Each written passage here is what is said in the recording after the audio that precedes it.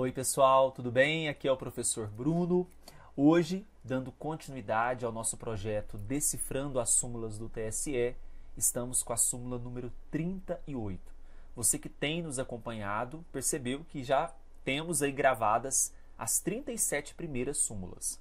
Nós estamos seguindo o bonde, né? O nosso objetivo é concluir todas as súmulas, até a súmula de número 72. Mas para você incentivar aqui o professor, não deixe de dar o seu like, compartilhar com seus colegas, tá? Comentar e também me seguir lá no Instagram, @professorbrunoeleitoral.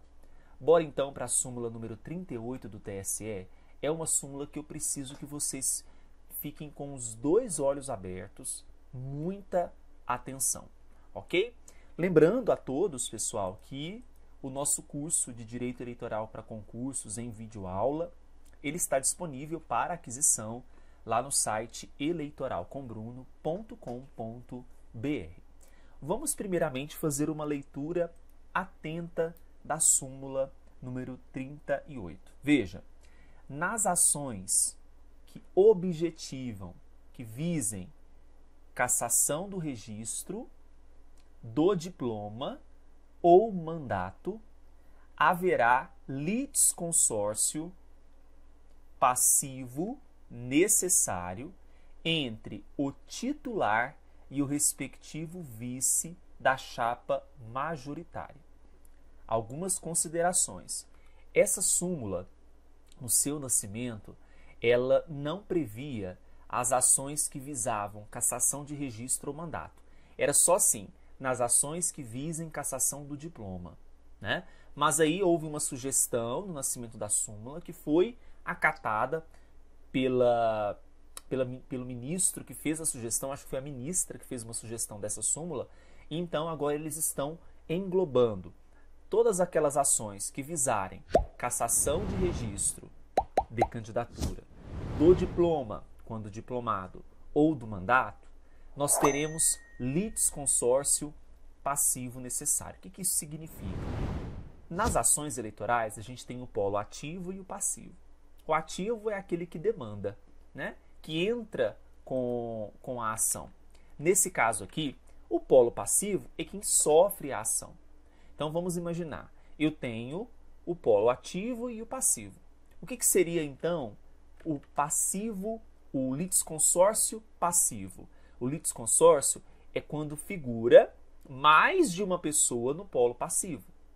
Então, suponhamos, em uma eleição, eu tenho, por exemplo, uma chapa entre o prefeito e o vice.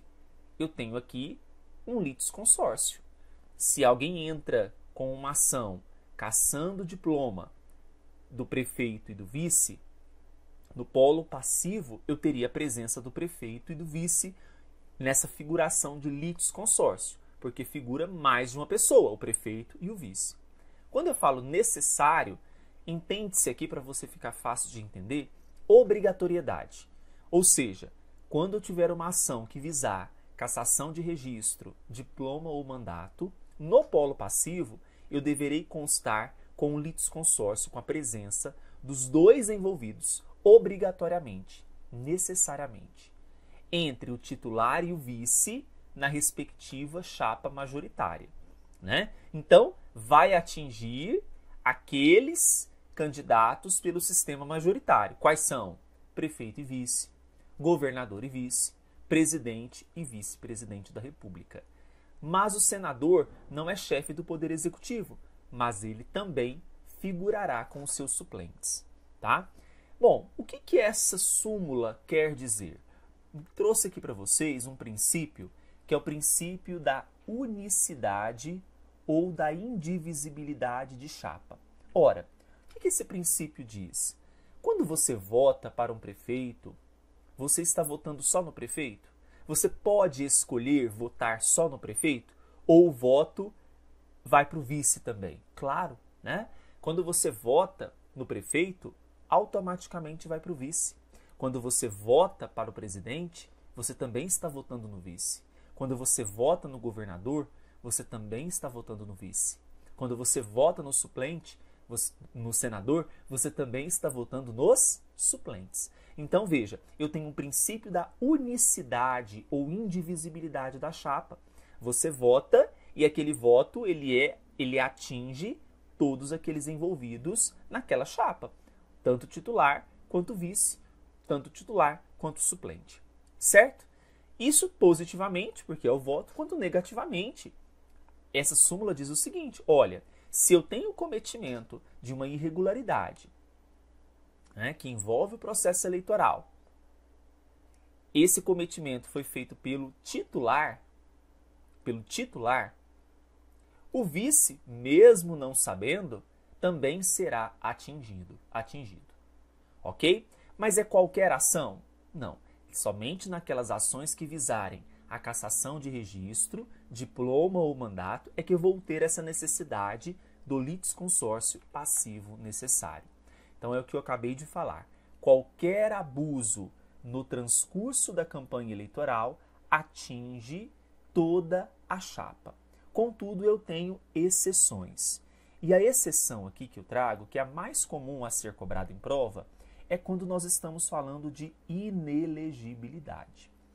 Porque a inelegibilidade, ela não atinge os dois, porque nós estamos falando de algo que se refere a um direito individual e personalíssimo. Então, suponhamos o seguinte caso. Eu tenho uma ação de investigação judicial eleitoral envolvendo o titular e o vice, só que foi uma chapa perdedora. Né? Não venceu. Eles não conseguiram assumir a chefia do Poder Executivo. Nesta ação, eu vou caçar diploma? Não. Nesse caso, eu vou caçar mandato? Não, eles não foram eleitos. O que eu busco nessa AIGE, a possível inelegibilidade, ela vai ser apreciada no caso concreto individualmente. Certo? Se, por exemplo, eu posso ter uma situação em que o titular foi declarado inelegível e o vice não, porque a inelegibilidade é uma exceção a essa indivisibilidade da chapa, a essa unicidade da chapa.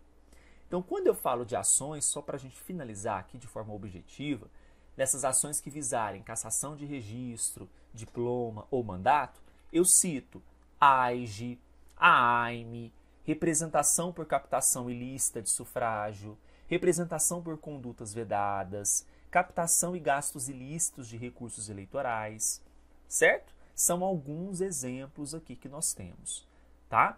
Então, muita atenção, porque essa súmula, ela tem grandes possibilidades de serem cobradas nas suas futuras provas. Espero que vocês tenham entendido. Um grande abraço e até a nossa próxima súmula, a de número 39. Até mais!